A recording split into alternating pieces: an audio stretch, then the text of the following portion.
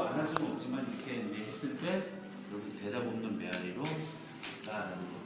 그 당시에 보면 이제 전국적으로 많이 이제 의병 운동이 들끓었죠. 그래가지고 뭐 이건 있을 수가 없다. 뭐 그래서 민영환 선생은 막 자결로서 그 이제 그 항거를 했고 전국에 많은 의병들이 막 들불처럼 일어나고 최익현 선생님도 막 이렇게 투쟁을 하고 많이 돌아가시고 그랬습니다. 이게 그 당시에 큰 파장이 있었던 거예요. 자, 이쪽. 네. 자, 그런가 하면은 이제 헤이그 1907년도에 헤이그에 이제 만국 평화회의가 열리는데 그때 고종 황제가 이준 열사를 말하자면 특파를 합니다. 보내요. 파견을 하는 거죠. 이제 특사로서 보내는데 근데 사실 고종 그때 일제히 감시가 너무 삼엄해서 이게 비밀 프로젝트이기 때문에 고종을 직접 만나서 야 이거 갔다 와라 이렇게 할 그게 아니었어요. 그래서 이제 갔는데 그 중에 이제 이준 열사가 이제 사실은 선택되게 된 이유가 있는 것 같아요. 이제 여러 가지로 추정해 볼 때 이준 열사가 사실은 그 검사였어요. 검사 일기. 요즘에야 검사, 판사 이런 분들은 이제 사법고시를 보고 뽑는데 그 당시에 무슨 학교에서 이렇게 양성을 했거든요. 그래서 관리 무슨 뭐 검사학교 이런 출신인데 일기라는 거죠. 일기. 그래서 이분이 사실은 그 검사 출신을 보냈던 이유는 여러 가지로 추정컨대 아마도 고종 황제는 그 일산의약 그 일본과 한국 간의 그런 거 불법적으로 체결이 됐는데 그 문제의 핵심을 국제법 문제로 본 것 같아요. 나라와 나라 간의 국제법 문제. 그래서 아무래도 법률가 전문가 출신 보내지 않았을까 이제 추정을 많은 분들이 하고 계십니다. 이상설, 이휘종 이 세 분 또 중간에 러시아에서 이제 경유지에서 다 합류를 하게 되죠. 자, 그래서 고종 황제가 이제 위임장을 주죠. 위임장을 주는데 이건 이제 민족문제연구소의 원본이 있는데 이거를 말하자면 이제 그대로 복제를 한 거죠. 이렇게 뜯어진 것까지 해서. 이거는 이제 말 그대로 그 헤이그 갔을 때 과연 그 사람이 고종이 보냈는지 안 보냈는지 누가 알겠어요.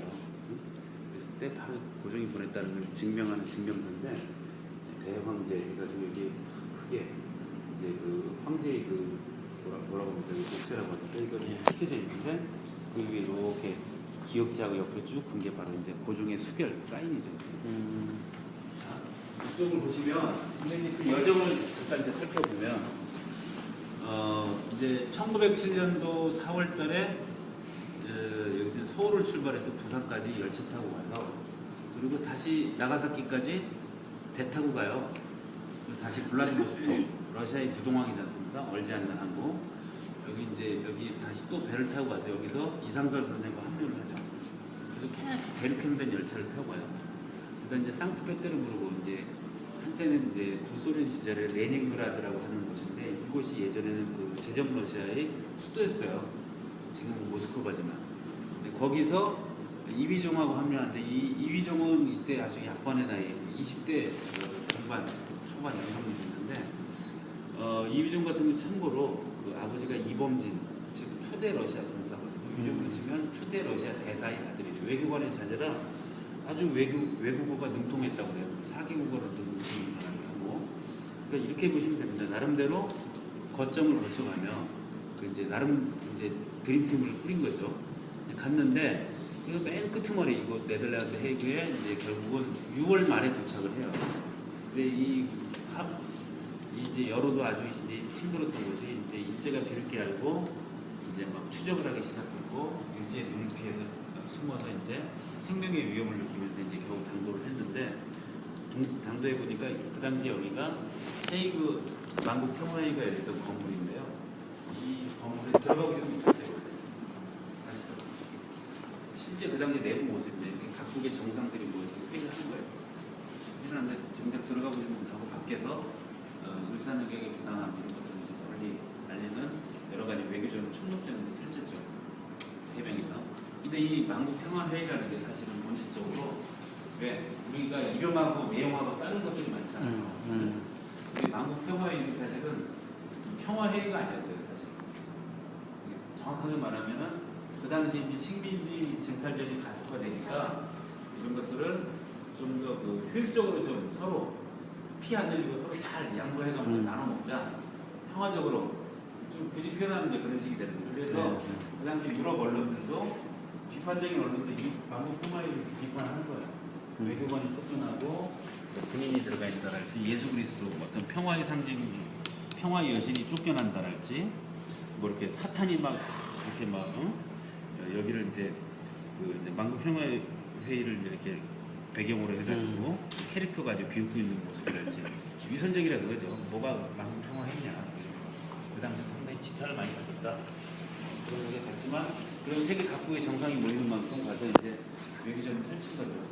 펼쳤는데 그래서 여기 보시면 그 당시에 그 만국 평화 회의보 그 공식 거기에도 이제 일면에 인터뷰를 시키기도 하고 이 사진이 바로 저 사진입니다. 이렇게 했는데 결국 끝내 뜻을 이루지 못하고 그 와중에 이준 열사는 또 돌아가세요. 40대의 나이인데 돌아가셨는데 우리가 예전에 흔히 이준 열사가 뭐 자결을 했네, 분을 참지 못하고 했는데 그건 아니고 아마 추정컨대 과로사 내지는 이제 과로사 내지는 돌연사 뭐 이렇게 이제 추정이 돼요. 그 와중에 돌아가시고 나니까 그 묘를 쓰잖아요. 헤이그 외곽에. 그러다가 결국은 1962년도에 수유리로 이제 다시 유해를 안장을 하죠. 했는데 그 뒤에 이제 그럼 이분들은 어떻게 됐을까요? 이 세 분이 여기를 딱 출발을 했을 때 네. 혹시 여기 간단하시면서요? 예. 혹시 지금 16대 정도 이제 아카데미에서 왔는데 무슨 아카데미요? 예? 무슨 아카데미? 그 한양대 아카데미는 지금 이제 과정하러 와서 혹시 안내가 될까 해서 예, 한번 불러보시고 지금 이제 4시부터 안내를 시작해가지고 그래서 근데 재밌는 것은 일제 눈을 피해서 몰래 이제 특허가 됐는데 이 세 분이 가자마자 일제가 그렇게 그걸 알고 벌써 재판을 열어요. 왜냐면 이제 피고인들도 없는 가운데 재판을 열어가지고 사형, 종신형상 때리죠. 결국 또 돌아가죠. 그런데 결국 이 두 분들은 끝내 돌아오지 못하고 이제 뜻을 이루지 못하니까 이상철 선생은 그 만주나 그 중국 등지해가지고 그 광복군과 합세해가지고 대한광 독립운동을 하시고 특히 이휘종 선생은 아주 이제 라이프 스토리가 드라마틱한데 제적 러시아의 그 장교로 다시 입대를 해요. 그래서 뭔가 좀 힘을 길러봐야겠다, 배워봐야겠다 이런 생각을 했던 거예요. 근데 그 와중에 러시아에 이제 붉은 혁명이 일어나잖아요. 근데 또 그때 혁명군 편에서요. 그러고 나서 이제 거기를 나와서 이제 사회주의 무장 투쟁을 하다가 언제 어떻게 어디에 묻혔는지도 모르게 이제 언제 돌아가셨는지 모르게 돌아가신 거예요.